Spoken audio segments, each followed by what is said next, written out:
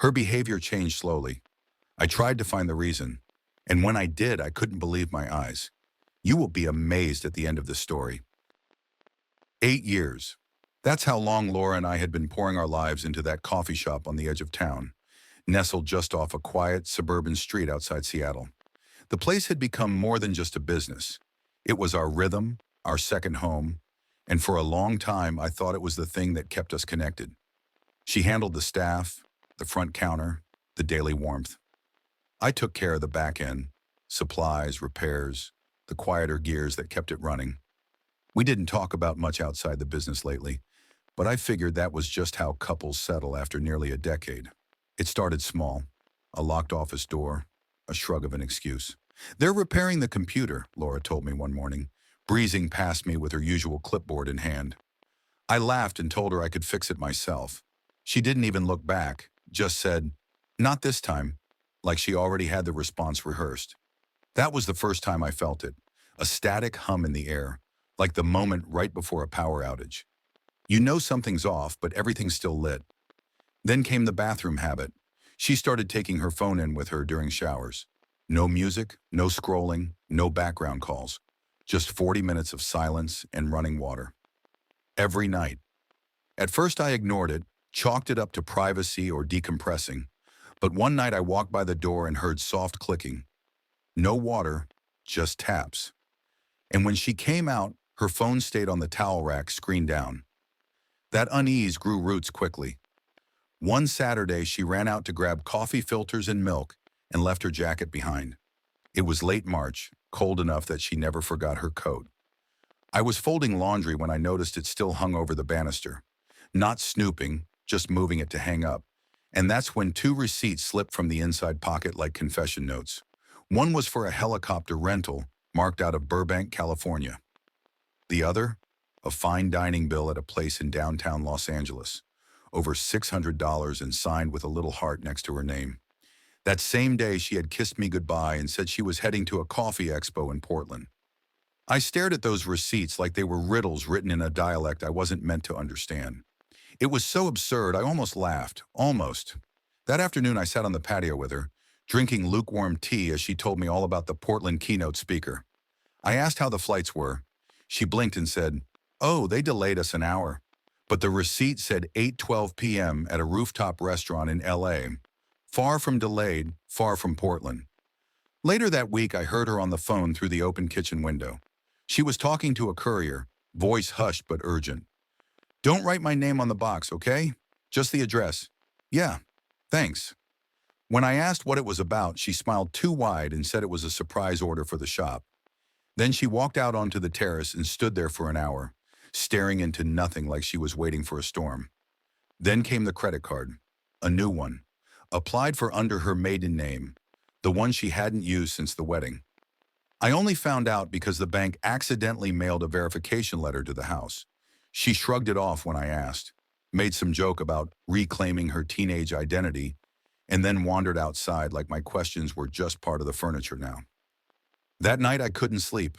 Around 1 a.m., I heard this rhythmic sound from above, soft, mechanical, like an old machine someone was trying to keep quiet, a typewriter, except we didn't own one.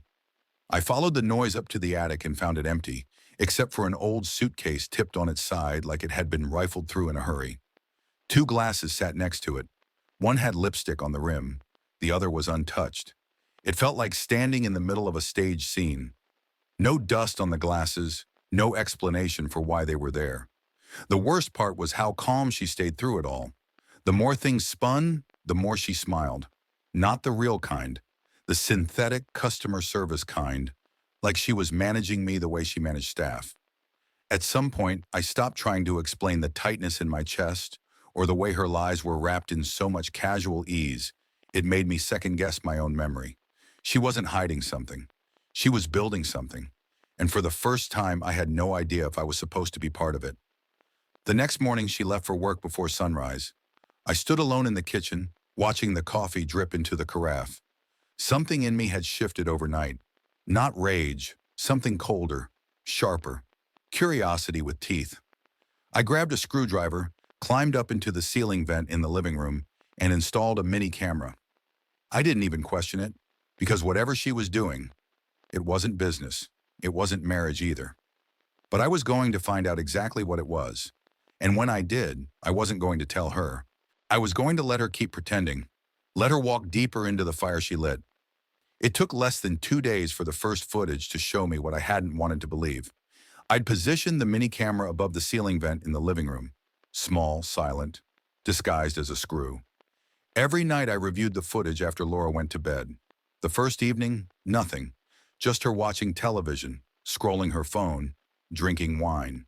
But on the third night, something shifted. She brought in a laptop I didn't recognize. Thin, silver, not the chunky one we kept on the office shelf. She turned off all the lights and lit a single candle, as if she were staging a seance. Her fingers moved quickly, deliberately, and every so often she glanced toward the hallway like she was expecting someone to return. Or maybe like she was afraid they wouldn't. The screen cast her in a strange kind of light, half ghost, half puppet master. She didn't use our Wi-Fi. She hotspotted her phone, clicked through what looked like encrypted folders, and every so often, she'd nod to herself as if confirming the steps she'd memorized. It didn't feel like a woman surfing late-night Pinterest boards or watching documentaries. It felt like work. Serious, covert, and not meant for my eyes. The next morning over breakfast, she claimed she had misplaced the login to our joint bank account. I watched her butter toast with the same hand she'd used to reroute files into whatever phantom system she was building. "It's locked me out," she said, sipping her juice, smiling over the rim of her glass. "Could you try getting in later?" I nodded, pretending to forget that I already had. The balance had changed. Several hundred was missing. Small withdrawals, unremarkable on their own, but all routed to nondescript vendors I didn't recognize. That same day, I told her I'd be heading to the cafe to check the pipes. "A leak," I said. We'd had one last year in the back hallway, and it made a believable excuse, but I wasn't there to fix anything. I brought a lockpick set in my coat pocket and waited until the lunch crowd cleared. Then I slipped into the back and crouched by her office door. She'd installed a new lock, one of those digital keypads.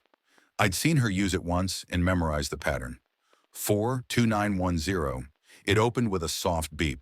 The room smelled like lavender cleaner and fear.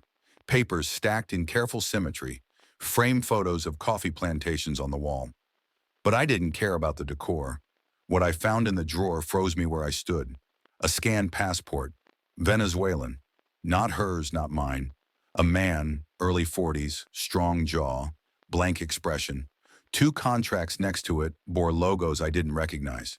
They were slick, corporate, with terms that read like foreign policy documents, not business agreements. But what struck me hardest wasn't what was on the paper. It was what wasn't. Laura's name never appeared. Only initials. Coded transactions. A second signature with no clear identity. This wasn't some new supplier. This was laundering. This was front work for something else. That evening, she told me she was going to her sister's. I didn't blink. I just nodded, kissed her on the cheek, and watched her pack an overnight bag with the kind of efficiency people only learn from repeating the same lie too many times. As soon as she left, I called her sister. She hadn't seen Laura in a month. I hung up and sat very still. That was when I knew this wasn't about another man. Not just. This was about escape, about rewriting her entire life and leaving me with nothing but dust and paperwork. The next day I went to the police. Not about her, at least not directly. I reported one of our credit cards missing, pretending I dropped it somewhere in a hotel parking lot. They ran the history and told me it had been used several times at hotels spaced up and down the I-5 corridor. Small towns and cities alike. Each charge was modest but regular. Always single occupancy, always paid in cash after the first night. Then a break.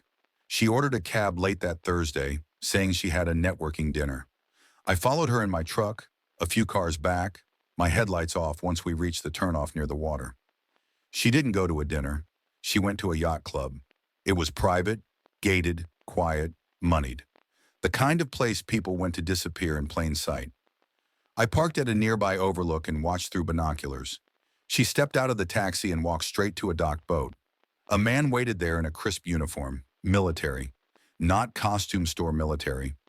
Real. They didn't speak. They embraced. It wasn't passionate, it was long, familiar, as if they'd been doing this for months. I lowered the binoculars slowly, feeling my chest compress under the weight of 100 false memories. Every time I'd held her hand in the cafe, every time we joked about the grind, every little smile that I thought meant something, it had all been scaffolding for this. But I didn't drive off. I stayed, because this wasn't over. That night I didn't sleep. The next morning I rented a drone, not for spying, at least not how it would seem to anyone else. I needed proof. I needed eyes she didn't expect. And what I filmed the next evening would change everything. They were on the deck of the boat, sitting at a table, passing documents between them. I zoomed in slowly, the lens adjusting to capture the signatures, the stamps, even the moment when she pressed a kiss to his cheek after they finished. It was a ritual, not romance, a ceremony of betrayal. I brought the drone down just before nightfall and tucked it into the trunk like it was made of bone china. Then I went home, opened her laptop, and for the first time in weeks, I used her password, the one she never changed, even after everything. Inside a hidden folder, I found a graveyard of deleted files, property records in Panama, declarations with her signature beside a different last name, photos of her with the man, New York, Austin, even Miami, always together, always smiling. She wasn't cheating, she was relocating. She was building a life where I didn't exist, and I was done waiting for her to tell me why. Flying into Panama under the name Daniel Cross was easier than I expected. I used my old passport from my bartending days, bought a one-way ticket, and carried only a backpack with 2 shirts, 1 burner phone, and the drone's memory card tucked into the lining like contraband. The customs agent barely looked at me. Just another sun-seeking American, sunburned already from bitterness instead of daylight. The lawyer's name was on one of the scanned documents I found on Laura's laptop, Mateo A. Cifuentes, Esquire. I Googled him that night and found a discreet office located just off Avenida Balboa, behind a bank that advertised wealth privacy solutions. I posed as a property investor and scheduled an appointment under the pretense of transferring assets. His secretary gave me a time the following afternoon. He was smoother than I expected, younger with a jaw like a razor and a tie too expensive for someone who claimed to specialize in modest international clients. But he remembered her. "I believe we handled a transfer recently for a Miss Laurent," he said, flipping through his screen, clearly stalling, pretending it took effort.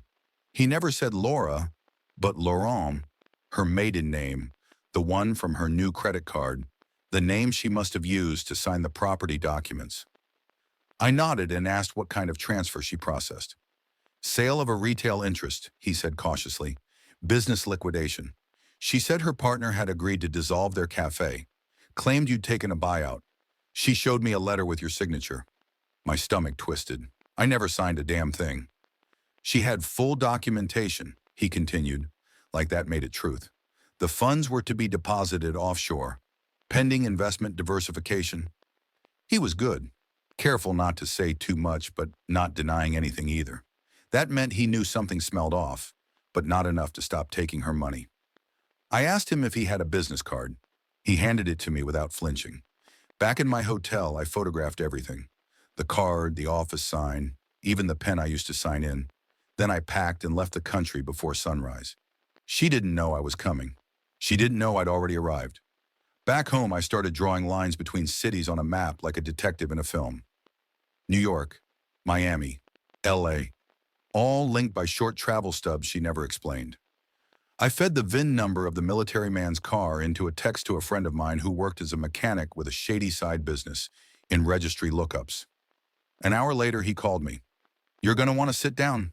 The car was registered to a U.S. Army officer under active internal investigation, not for adultery or misuse of time, but for fraud, procurement deals, supply chain funds, unauthorized contracts with shell firms overseas. Everything clicked at once. Laura wasn't just sleeping with him, she was laundering for him. Their documents, their yacht meetings, the property in Panama. It wasn't a love story. It was an exit strategy. And I was the camouflage. The joint business, the stable marriage, the house in Seattle. It all served the same function. a front, a life she could use as her alibi. I took everything to the military prosecutor's office in Tacoma.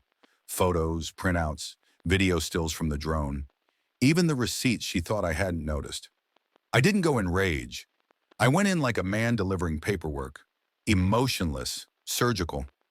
The man behind the desk flipped through the file with increasing interest.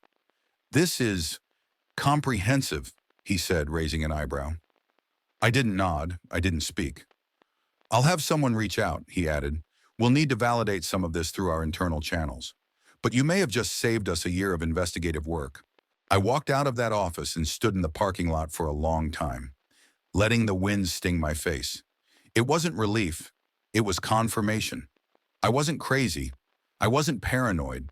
I'd been dismantled slowly, with precision. But now I had a grip on the thread, and I was pulling. I didn't go home. I went to the vet. Our dog, Charlie, had always been registered under Laura's name, a harmless decision we made during a lunch break years ago, back when we still split things evenly. Now I sat with the receptionist and filed a change of ownership, citing legal dispute. I showed her proof of joint living, proof of payments, even a notarized letter I'd pre-written in case I needed it. She nodded sympathetically. "I'll update the files." That same night, I installed a GPS tracker on Laura's car, a tiny black disc the size of a poker chip, wedged just above the rear tire. She'd never notice, but I would. 2 days later, she made her next move. She didn't know the money had already slipped through her fingers. The tracker showed her back at the yacht club. I followed, parked down the road, and watched through my camera lens as she stepped out of her car and walked to the boat like nothing had changed. The officer, still in uniform, met her at the edge, briefcase in hand. She kissed him, not a peck, a slow, deliberate confirmation. I zoomed in as they sat again at the table, this time with new papers. I took a dozen photos, each one sharper than the last. Then I sent them, no message, no caption, to a contact my journalist friend had given me, a military insider who'd been quietly exposing procurement fraud for years. She responded within 15 minutes. "I know him," she wrote, "and if what you're sending is real, this is bigger than you think." I didn't respond. Instead, I opened a folder on my computer labeled Phase 0. Inside it were every file I'd collected since that first lie. The receipts, the drone footage, the laptop screenshots, everything Laura thought she buried. She'd planned to erase me, but she didn't know I'd already started writing the ending. I changed every password that week: banking, business, email, even the vet's login for Charlie. Our dog was the first asset I reclaimed. Then the money. I drained the joint account in under 40 minutes, rerouted it through a trust in my mother's name, locked it under biometric authentication. The funds disappeared without a trace, unless you had credentials only I knew. Laura didn't notice. She stayed busy performing stress. The sighs, the tired eyes, the whispered calls on the terrace. She didn't know I was quietly setting fire to every bridge she thought she controlled. I filed for temporary custody of Charlie, backed with proof: vet bills, feeding logs, appointment dates. 3 days later, approval came through. Just like that, the first thing she tried to run with was legally out of her hands. I knew I needed insurance, real evidence. So I called Micah, an investigative journalist I'd met through a coffee expo years ago. I gave him the shell companies from Laura's secret office files. Within a day, he traced one as a fraud shell, founded with a dead man's ID. The other had ties to a defense contractor flagged in a South American arms deal. "It's a web," Micah told me. "You pull anything, the whole thing tightens." "Good," I said. "That's what I want." That night I recorded a video. Just me. No edits. I spoke into the camera with the calm tone of someone who was done hoping. I laid out facts, footage, receipts, fake documents, the scanned Venezuelan passport, even a paused frame of Laura and the officer on the yacht. I saved 3 copies, one for my father, one for Micah, one for my lawyer. I uploaded them to 3 private servers. If anything happened to me, they'd go wide. She'd never see it coming. Then I played my favorite move. I faked a transfer, a forged bank statement showing the cafe funds moved to a new account, with Laura's name on it. I emailed it to our shared inbox and waited. 1 hour later, she came home like a thunderclap. "You moved it back?" she snapped. I didn't speak. She ran to the safe, threw it open. Inside was a single photo. The attic glasses, staged next to a note. "I don't pity snakes." She froze, trembling. Then she smashed a vase. 15 minutes later, the police showed up. I opened the door. Calm. "She got upset," I said. "You might want to see this." I gave them a flash drive. Drone footage, transaction logs, a portion of the video. It was enough. They filed an aggression report. The next morning, I replaced everything. Locks, alarms, door codes, even garage remotes. Laura didn't live here anymore. She just hadn't figured it out. Later that day, I returned to the cafe. After hours, I called a staff meeting. I didn't yell. I explained. I showed documents, wire logs, loan projections signed under false names. 2 employees filed complaints on the spot, said Laura had cut their hours without explanation. One had already suspected money was going missing. I ordered a forensic audit. That evening, I found something else in the safe. Her notebook, page after page of schemes, future loan drafts, financial plans, all in my name. I handed it straight to the police. 3 days later, a message came in. All 3 partners had terminated contracts with Laura. Then another.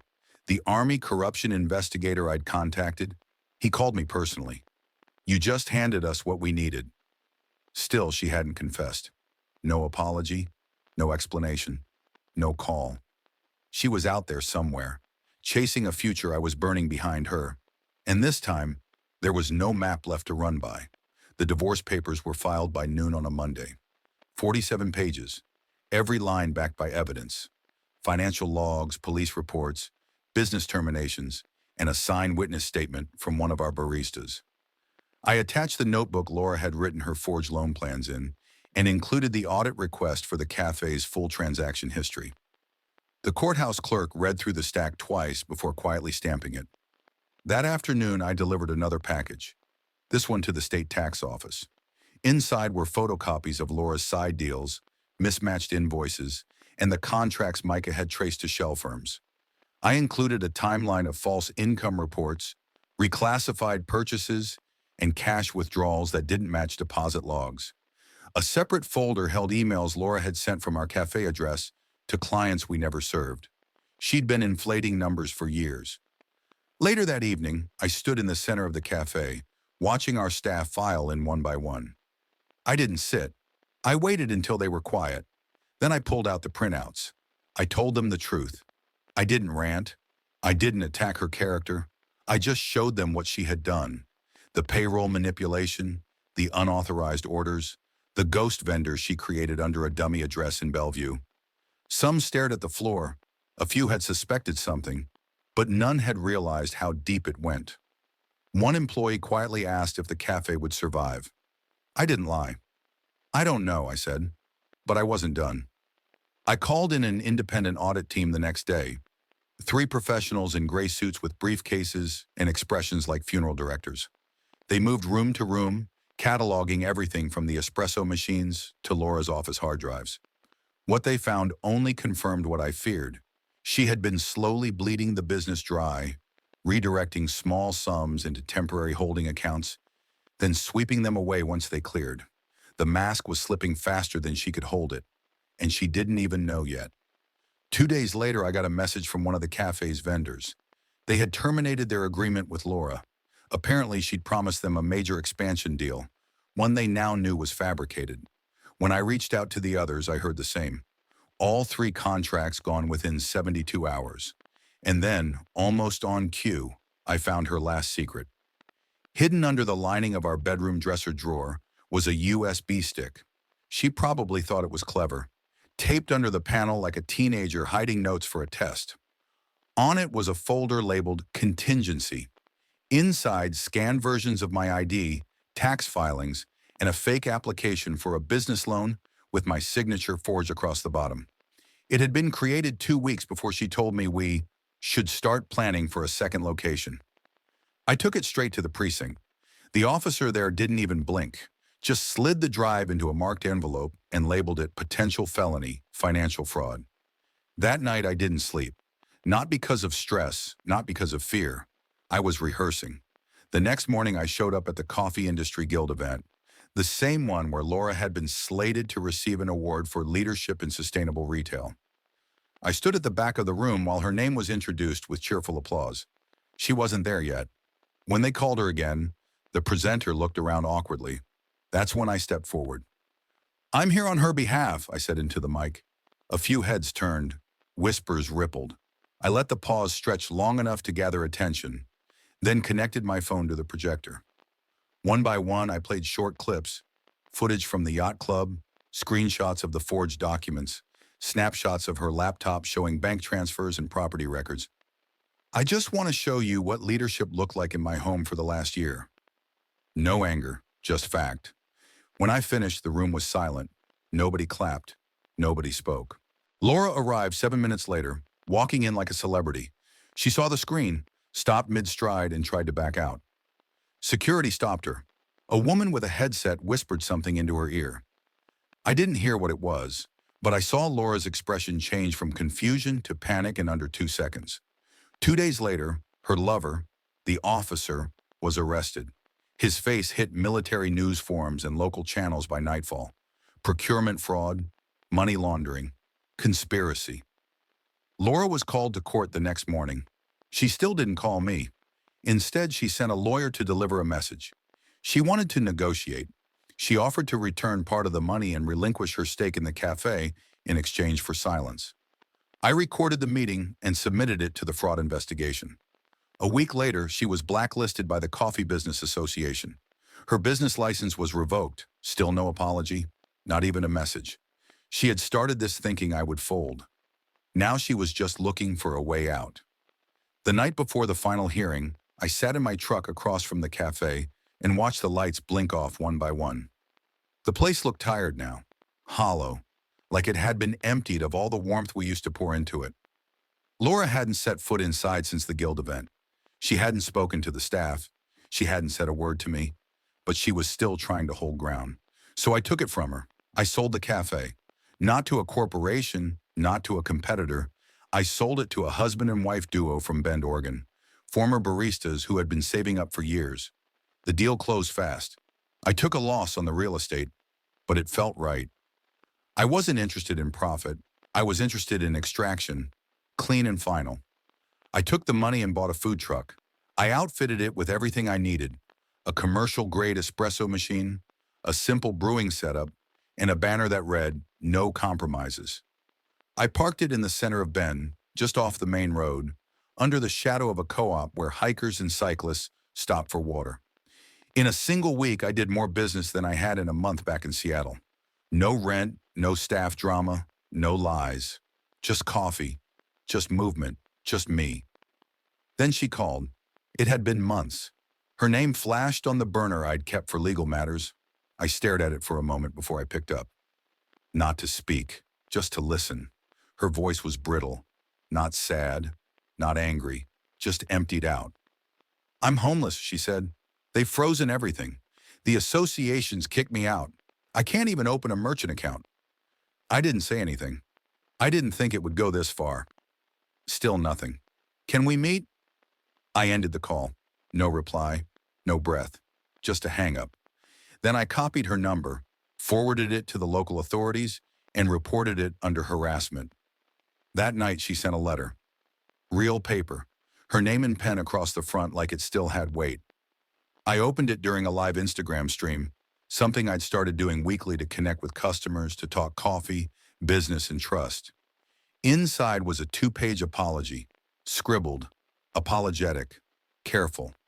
She wanted to meet, to explain, to find peace.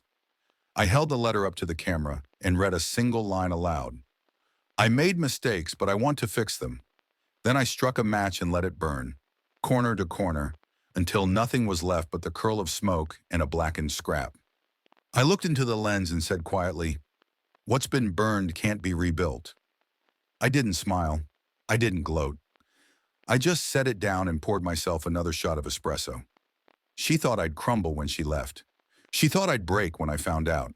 She thought I'd scream, chase, plead. But I didn't. I documented, I archived, I rebuilt. And now, while she sat somewhere behind a borrowed phone and a closed bank account, I was serving lines of customers, brewing roast after roast from a truck I paid for in full. I wasn't hiding. She was. And I hadn't even shown the world the last file yet. That was for the court. One final submission, a video montage, every fake document, every forged contract, every whispered betrayal, paired with timestamps, text logs, and her own voice, promising things she never planned to keep. It would be played publicly, in a courtroom, where she'd have to sit and watch the truth. Unskippable. But not yet. That moment wasn't about revenge. That was still coming. The courthouse was colder than I expected. Modern, glass-heavy, humming with that quiet tension that builds before verdicts are spoken. I sat in the front row, buttoned into a jacket I hadn't worn in months, listening to Laura's attorney grasp for air between half-finished defenses. She sat beside him, lips pressed tight, hair darker now, no makeup, no jewelry. She looked like a faded version of the woman I used to know. Washed out, stripped down, silent. The prosecution didn't raise their voice. They didn't need to. They had my file, 73 exhibits, all time-stamped, verified, and cross-referenced. The shell companies, the offshore account in Panama, the drone footage, the notebook full of forged signatures, the fake ID scans, the photos of her with the Army officer, the one who was now 2 weeks into a 6-year sentence for conspiracy and financial fraud. Her defense tried to cast her as unaware, a bystander manipulated by love. Then the judge asked a single question. Did she benefit? And that was the end of it. They ruled in my favor on every count: fraud, breach of contract, attempted embezzlement. The court awarded me full ownership of the cafe assets, the remaining business accounts, and the property she tried to sell behind my back. The divorce was finalized with her receiving none of the joint financial estate. Not a cent, not a percentage. When the judgment was read, she didn't look at me. She stared at the floor like she was waiting to fall through it. But there was one thing left, one file. I walked out of the courtroom, past the journalists, past the murmurs, and into the sun. Then I opened my phone and uploaded it, the final video. The one I hadn't shared with the court. The one I had saved for the people she fooled the longest. Her followers, her business partners, the guild board members who once toasted her vision. The video started with the yacht. Then came the audio, her voice whispering to the officer, "We'll move the money before he even notices," followed by the screenshot of the forged loan under my name. And finally, her handwritten note at the bottom of a contract. "Once I'm gone, he won't fight." The video hit 12,000 views in under an hour. By nightfall, every brand deal she'd ever signed had either terminated or posted a statement of disassociation. Her public business pages disappeared. A local podcast that had once called her the future of sustainable coffee uploaded a silent retraction. A few tried to message me. I didn't reply. I wasn't angry anymore. I was clean.